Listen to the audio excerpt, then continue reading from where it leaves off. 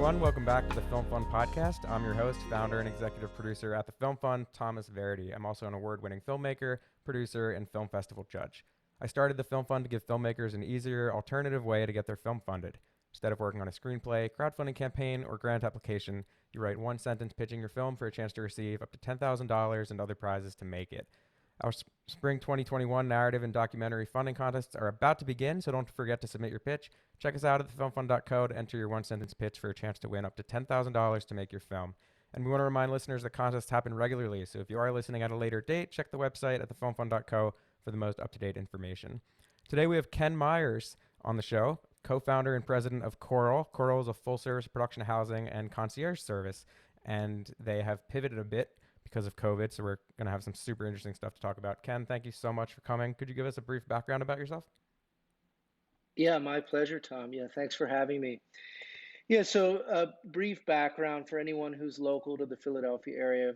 Born and raised right outside the city, and grew up in a suburb called Lansdale, Upper Gwynedd, and actually graduated from high school there. And then when I finished, that's when the travel bug, so to speak, hit me pretty hard. Ended up moving out to San Diego, did a lot of my graduate work there. So did a good portion of my undergraduate in Sydney at University of Sydney in Australia. Developed a very interesting and newfound passion for China when I was in undergraduate classes and actually moved to Beijing, China for some time. Also working on my graduate studies there. After coming back, I was introduced to a German gentleman who owned a company, still owns a company out in Germany, in a town called Passau, very small town on the Czech and Austrian borders. Moved there with the idea of just living there for a year, ended up staying there closer to Oh, 7, wow. and worked throughout Europe, both with the European government, with the EU, European Film Commission, also on the privatized side with corporations and German businesses that were DAX listed, which is very similar to Dow Jones, basically the German stock market exchange. And eventually found myself back after about 18 years being away from the Philadelphia area, found myself back here. Met a guy who became my business partner, and we fired up this current iteration of Coral. Very cool. And so did you always Yeah. have kind of a connection to film? You said you were doing stuff with the films in Europe? That's a great question. Actually, I did even before Okay. that. So my introduction to film, he's actually still a very close friend of mine. Actually came through a Craigslist ad back in 2006 when I was pretty freshly out of undergraduate school, Okay. living in San Diego. Wanted to live sort of that beach life dream, experience Mm. things before I hunkered down and actually worked a real job. So found myself working a lot of odd jobs. A lot of that, of course, as people can still relate to, came via listings on Craigslist. And interestingly enough, one day I stumbled across this post looking for a streaker for a television series called Veronica Mars. If anyone Oh, ever yeah. remembers that, that was starring Kristen Bell back in the day. Like a Yeah. streaker, like someone who And runs that, nude across somewhere? exactly. And I didn't really have, to be honest, I didn't have much context about what That's that so meant, but funny. I saw that it paid. Yeah, I saw it paid very well. And I reached out to the guy and he said, yeah, of course. Actually, no one else is interested in this stuff. No surprise. And he said, you've got the part. So I showed up to the set one day. This was in San Diego. They used to do all of the filming for Veronica Mars at Stu Siegel Okay. Productions in Poway. And yeah, I did about 10 takes in front of the entire cast and crew and all of the bystanders, extras, et cetera, et cetera. That was my first foray into the world of film and television. And that actually landed me gigs for about 2 seasons on Veronica Mars, a little less than 2 seasons. And then opened a funnel to other opportunities, both in front of the camera and behind the camera. That was really my first introduction to film and Hmm. television. Um, in a very loose sense. But Yeah, yeah. that's a really interesting path because you went from talent to now um, this concierge service. So tell us a little bit about what Coral does, how it works. Yeah, so Coral actually, we began the company, and Andrew founded it originally as an Airbnb supplementary company. So basically, what it was meant to do was digitalize the guidebooks for Airbnb Okay. hosts and guests. So anyone who's ever stayed in an Airbnb can relate to kind of how the process worked beforehand, where you come into the house, you look for that piece of paper on the coffee table or the dining room table with all of the instructions. But that just was sort of a clunky way to do it. And so Andrew had developed a system basically to create a web browser, lived in your web browser. You didn't need to have any Wi Fi or internet connection to digitalize that guidebook so hosts and guests could keep that experience more tight and more seamless and efficient. So that kind of plays into the current iteration of what we're doing. But when Andrew and I got together, we were really in the thick of the alternative accommodation experience where we were sort of an alternate to hotels and motels. A more extended stay experience, more a little bit more luxurious, but more expansive Hmm. as well. And that was really coming into trend about 4 or 5 years ago when Andrew and I were first introduced to each other and kind of first forayed into this. And we were working for some time with your everyday travelers, with your Hmm. business So the original executives, idea with had your nothing to do with diplomats. film. The original idea had nothing to do with film. Interesting. No, actually did not. We were actually, the whole concept was based on providing an alternative accommodation experience for people who didn't want to stay in a Hmm. hotel. I had stayed in hotels for years, traveling 4 or 5 days a week. So I understood the pain points of living on an extended Hmm. basis in this sort of environment.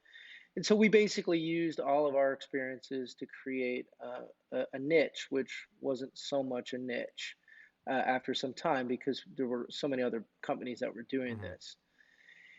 And how we fell into the film world was really accidental because we were obviously on Airbnb, VRBO, Expedia, these platforms. And a travel coordinator by the name of Janelle Coleman, who's become a very, very good friend of mine and is rising very quickly through the ranks at a major studio in Atlanta. She reached out to us and she said, "Hey, we have this film coming and it's a feature, it's a big one. And the lead actor and his team are very interested in your facilities, in your units." And so basically, we sent them a bunch of photos and links and listings. They loved it. And they ended up moving in with us and staying with us. And that happened to be Creed 2 with Michael B. Oh, no Jordan way. and his team. And that really kicked us off. That was really the first sort of funnel into this world of film and television for hospitality and accommodations. We still didn't really know what we were doing. We were kind of in improv Hmm. mode, for lack of a better term. But that really was that first channel into what we, are eventually doing, or what Hmm. we're currently And doing. when you say they moved in with Yeah. you, do you mean these were properties that Coral owned, or was it still kind of you were the middleman between like a property owner who was renting out their house or condo or something like that?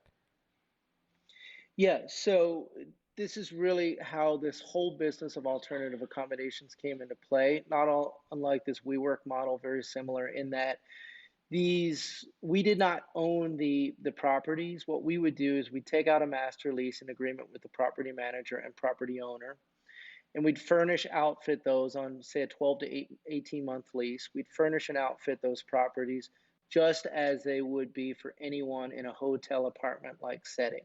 So they'd be equipped with television, internet, all the kitchenware you need, bedware, everything. We had a comprehensive housekeeping team that we worked with. So we didn't own the properties, but they were leased under our domain, under the company domain, and then they would be turned over and available for rent or booking just as anyone in a hotel would Hmm. do. Got it. And so I guess once you had that big movie Creed 2, you're kind of like, oh, I might be onto something here with film, and you more focus the company on doing films exclusively. Yeah, so actually, it was a slow development. We thought, oh, could this be a one-off situation? And so we weren't really sure. We were grateful for this opportunity. We saw a potential niche in this, but really at that time, Philadelphia, there'd be a couple of features or TV series a year, but nothing tremendously stable. The state was still working on developing a tax incentive and promoting the film and television industry, which has come a long way in the past 3 to 5 years, Hmm. very long way. But at that same token, it was really something where we said, okay, this is nice to have, but we really still have to focus on the core crux of the business, which was basically geared at tourists and business Hmm. executives and diplomats. Pretty much anyone who was coming into town on a short, mid, or extended stay trip to Philadelphia. So it wasn't really until uh, 21 Bridges came in and then Queer Eye came in where we started thinking like, okay, we could potentially do this as a full-time Hmm. business, and really pivot to focus exclusively on film and television Hmm. productions. So, as a filmmaker, as an actor, you said the lead actor was really interested in what Coral had to offer. What about it do you think appeals to creatives and filmmakers and actors? Well, I think firstly, Andrew and our chief design officer, Vita Musakia, who's tremendously skilled and has worked in the entertainment industry for decades now, and Andrew under her tutelage. I think firstly their design eye. We've always been at that forefront of that sort of design forward phase where we're ahead of the trend as far as kind of the look of our units. So they're very Hmm. stylistic in very eclectic ways.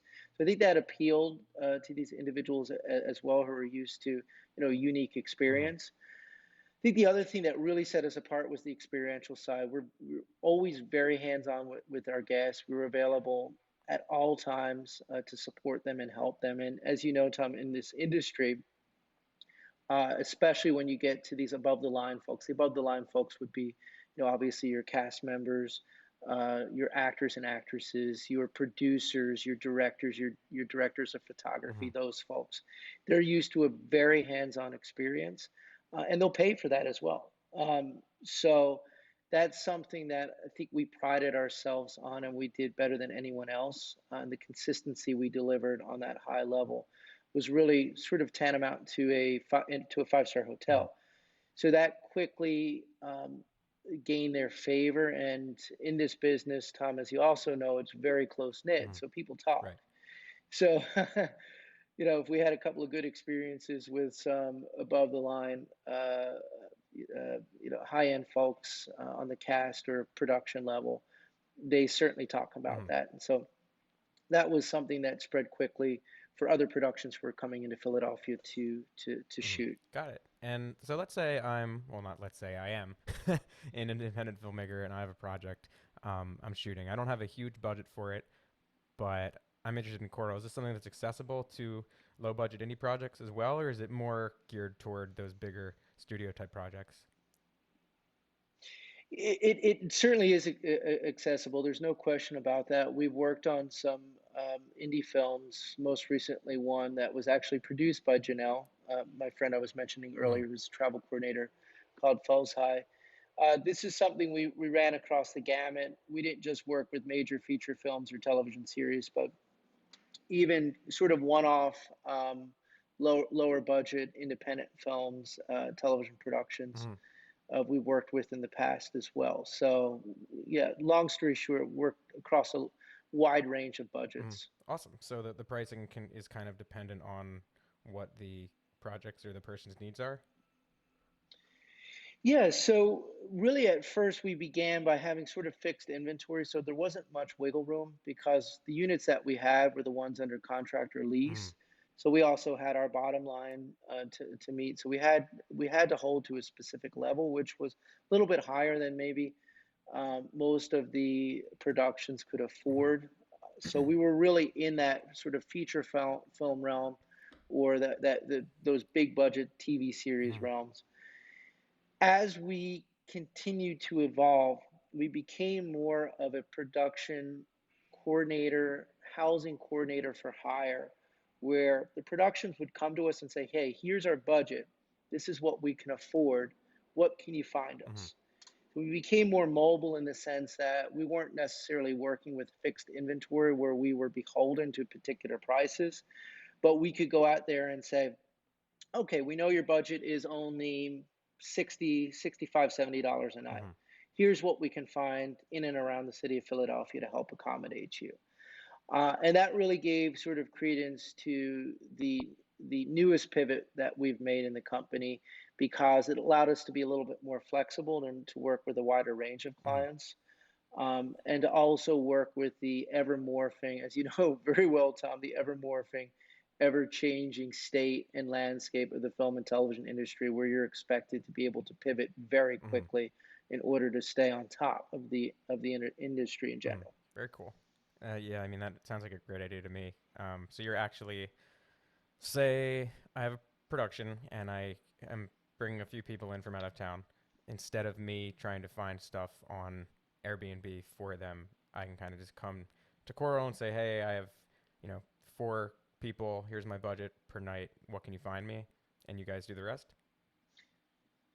Exactly. Yeah. So basically, it would be a call from either production coordinator or travel coordinator to say, hey, we have a production coming into town. Here's what we have on a per diem basis for the accommodations, all in.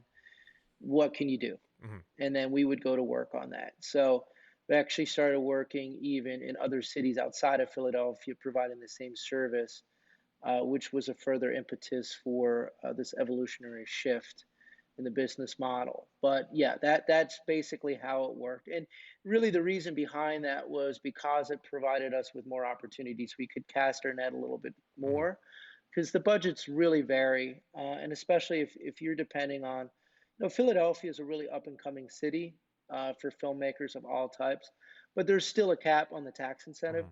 which means that there could only be so many larger budget productions every single year that could afford what we were originally looking Right. for, When you had the fixed with housing, the the inventory we inventory. had. Yeah. Exactly. So this really allowed us to cast our net and to become more mobile in our business approach to film and television Hmm. productions. And what do you guys have in store for the future? Are you continuing with this concierge model?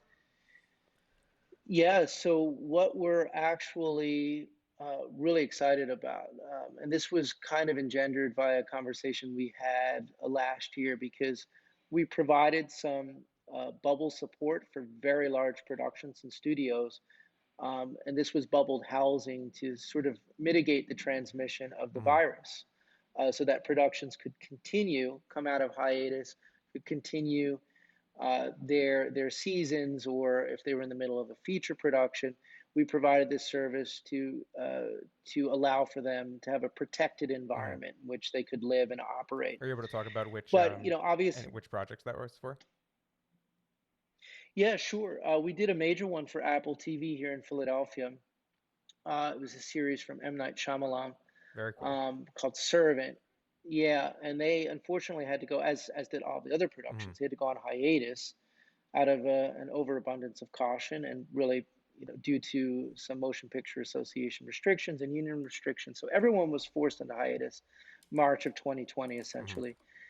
And so we were approached by them, as well as a couple others, to create production bubble housing, Hmm. so that they would have an environment to stay in, mitigate that transmission, as I mentioned before, and allow them to finish season 2 of Servant.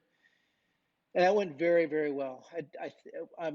As to my best recall, we had zero Hmm. transmissions That's during that so time. interesting hearing this, because Hmm.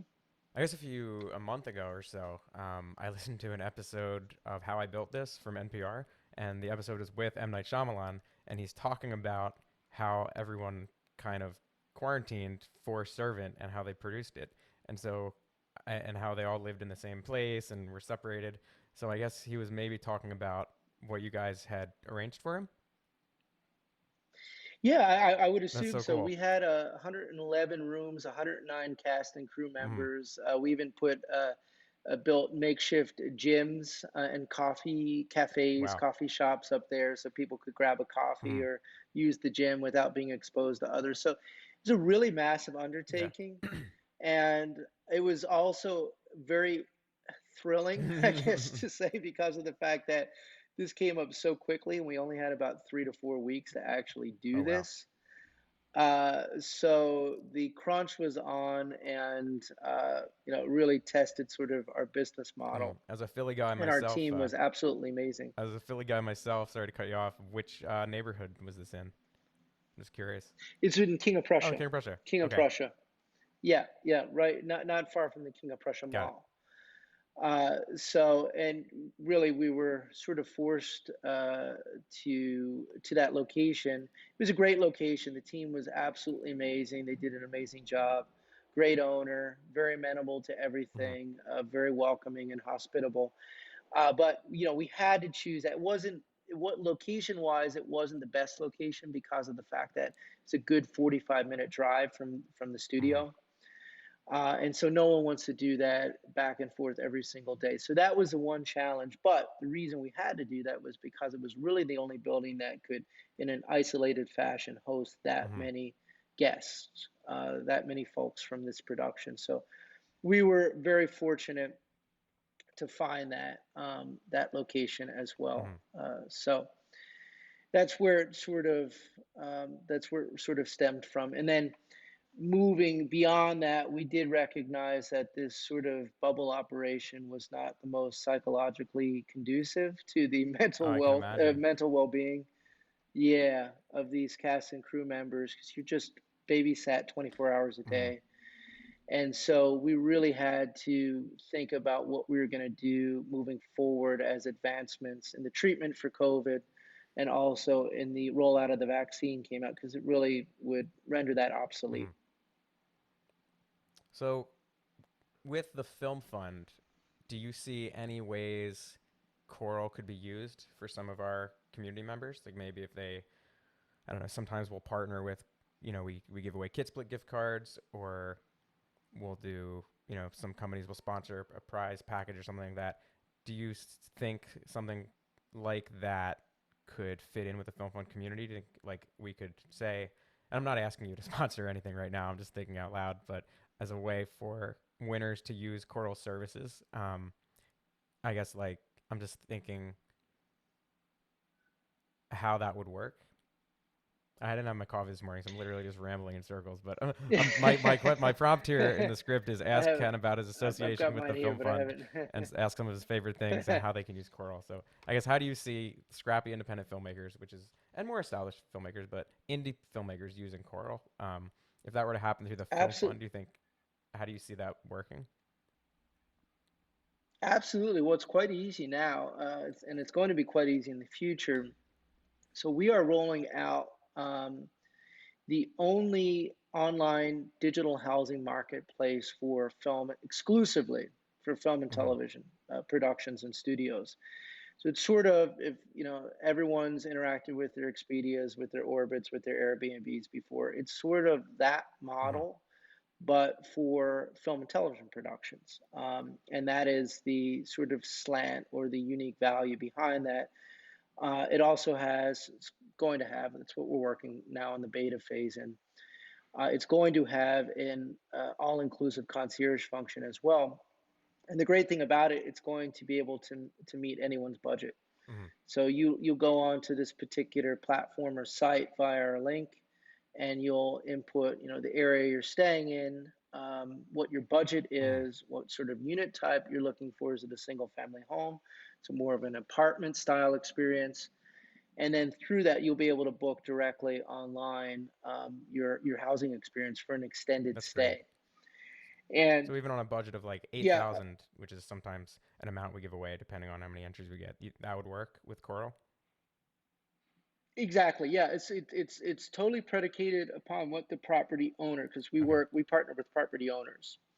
It's totally predicated upon what their rate Hmm. is, but we work with property owners who have lower rates as well and can meet those budgetary Got it. needs. Now, the caveat is, at this point, we are not located in the Philadelphia area. Okay. We are only in Atlanta at this point because we want to litmus test Got it. this Just out. for the Obviously, with online Atlanta, self-service kind of, not self-service, but the one you were just talking about, that's just in Atlanta. The rest of the company's still in Philly and other locations. exactly. Yeah. So for the booking platform itself, we're only in the Atlanta Hmm. market because we want to litmus test it out there because that's by far the largest production market in the Hmm. world. They do upwards of 83 to 85 five, productions per Wow. year So they're in outpacing Atlanta. So LA now? they're outpacing Wow, LA. I did not know that. Georgia has the most, yeah, Georgia has the most aggressive tax incentive in the country. It's uncapped. They also have a very big incentive for talent as Hmm. well, providing tax incentives for studios to pay high-end talent, which is why it's a big plus for studios like Marvel and Netflix that have massive footprints down there.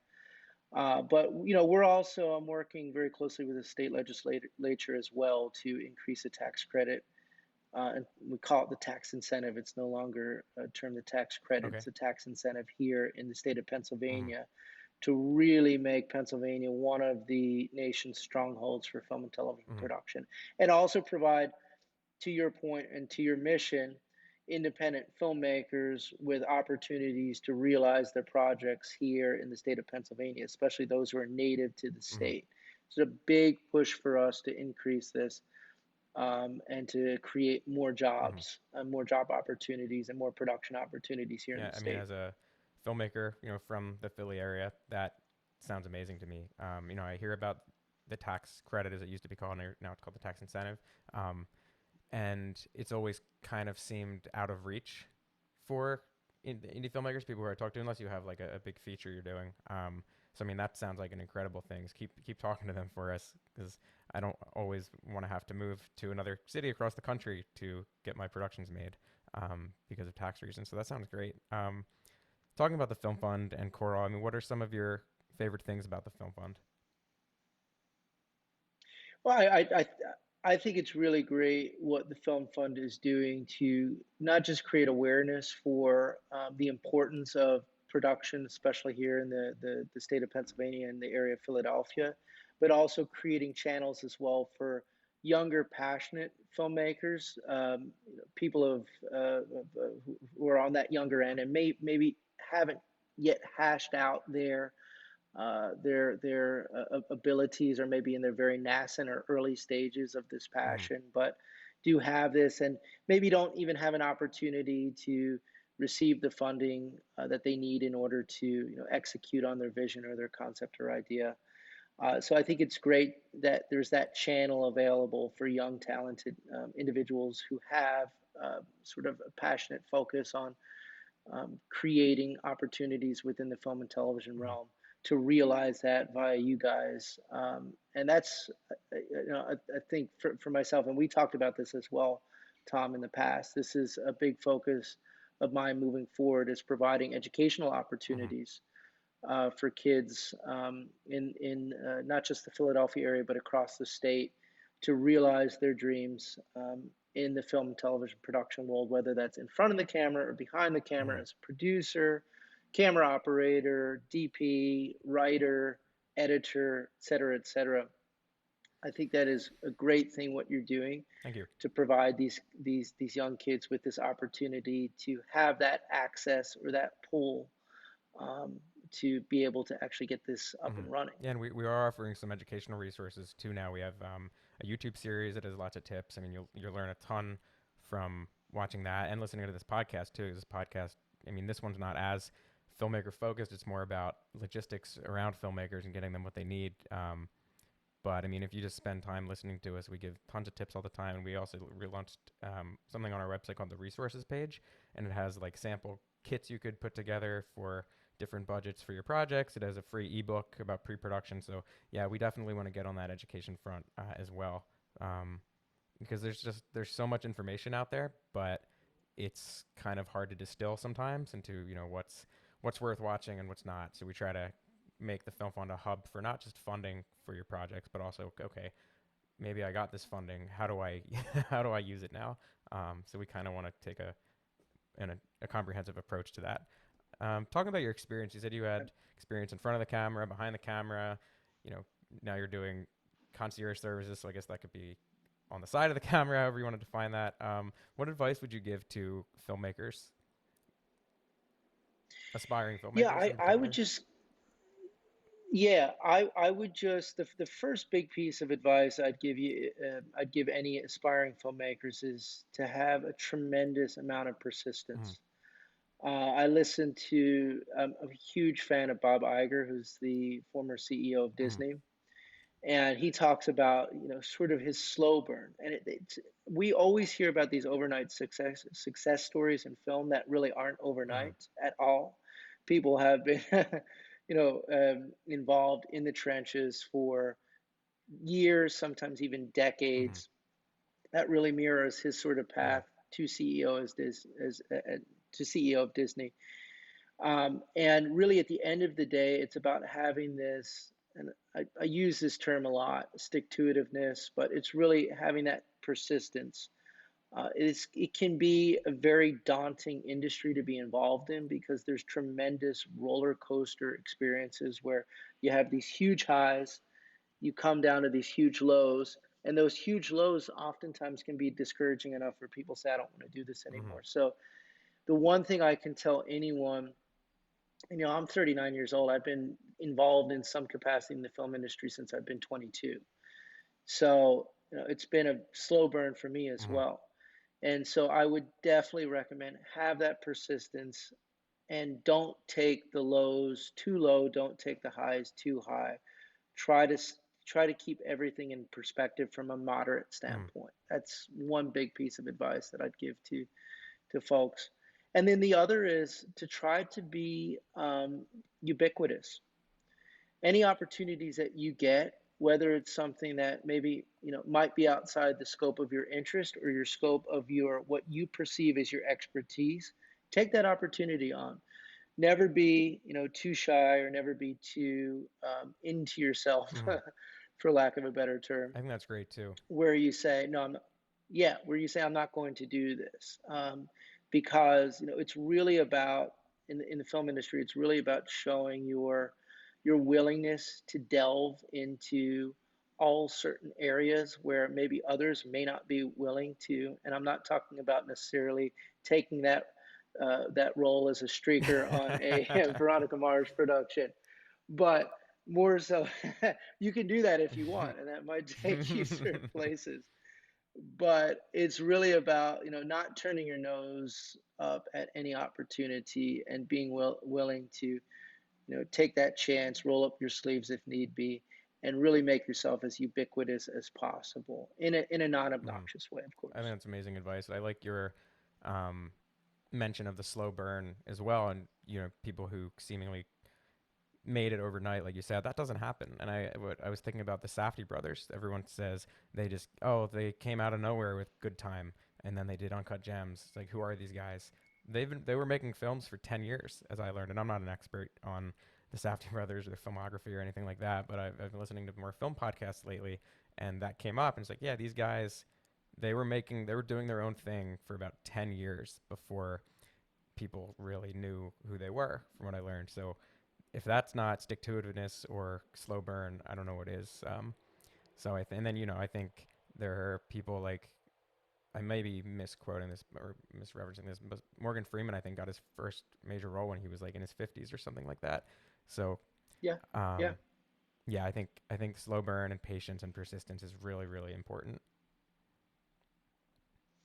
Absolutely, absolutely, and it really it can be a fickle industry. It can seem like a fickle industry, and so I think people who are consistent in that sense of what you describe are really valued, um, because of the fact that they provide that sort of like even keeledness. And I think you need to have that in this industry. I think that's incredibly important. Yeah, Ken, I want to thank you so much for taking time to speak with us today. Could you give us your social media channels where we could check you out, or maybe Coral? Absolutely. Yeah, come visit us. We're on Instagram at My Coral Home. That's MyCoralHome.com. Oh, sorry, at My Coral Home. There's no .com in Instagram. But if you want to visit our website, which by the way, is in a very intriguing state of flux right now as we start to upload these new Mm. features. We'd love to have you. It's www.mycoralhome.com.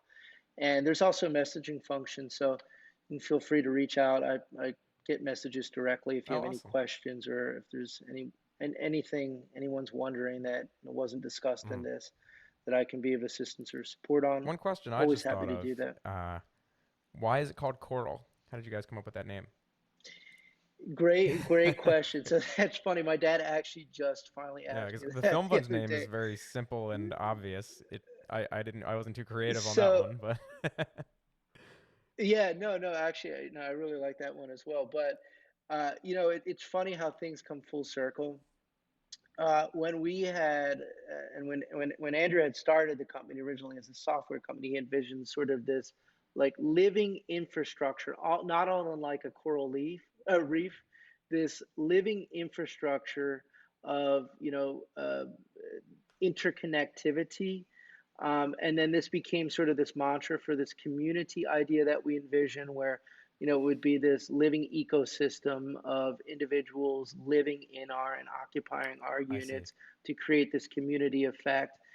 And really, that became less apropos in certain phases in Hmm. between, but now we really see that coming back with our grand scheme. So it really just signifies or denotes, like this interconnectivity that Coral provides in not just the living and accommodations or housing perspective, not just from that perspective, but also from the perspective of connecting people Hmm. together and providing this really unique Yeah, experiential um, overview or I think experience that's for these great folks. imagery too, because the coral reef is something that's alive itself. So I think you guys hit the nail on the head with Hmm. that one.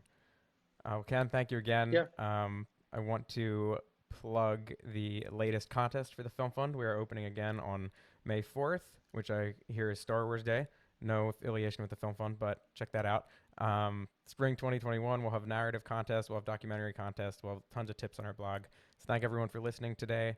Our narrative contests are opening again, like I said, this Tuesday. So check out the website at thefilmfund.co to submit your entry, and check out our social channels at the Film Fund on Instagram, Facebook is Film Fund Co. Twitter is simply Film Fund. And remember to check our website regularly for the most up-to-date information on those contests. And again, check out our blog. It has great filmmaking and producing tips, so check that out. Sign up for the newsletter. Follow us on social to stay up to date on what's happening at the Film Fund. And like Ken and I were talking about earlier, we also have an ebook on that resources page on our educational front. Great tips on the pre-production process. So what that means is scheduling, getting locations, hiring people, having conversations with the producing team and the cinematographer, all of that stuff, everything that happens before you actually start recording. So very, very important stage. So you'll be able to learn how to do everything um, in that ebook. And we also have merch. This hat I'm wearing, this T-shirt, plugging lots of stuff today. So check that out as well. Filmfund.co/merchandise. All right, all the plugs are done. Ken, thanks again. Everyone, thank you for listening, or if you're watching this, thanks for watching. Tune in every Friday for new episodes. Ken, did you have anything else you wanted to add before we wrap up? No, just thank you for having me on, Tom. I really enjoyed the conversation and really appreciated the Likewise, questions. Ken. I'll talk to you soon. Okay, thanks, Tom.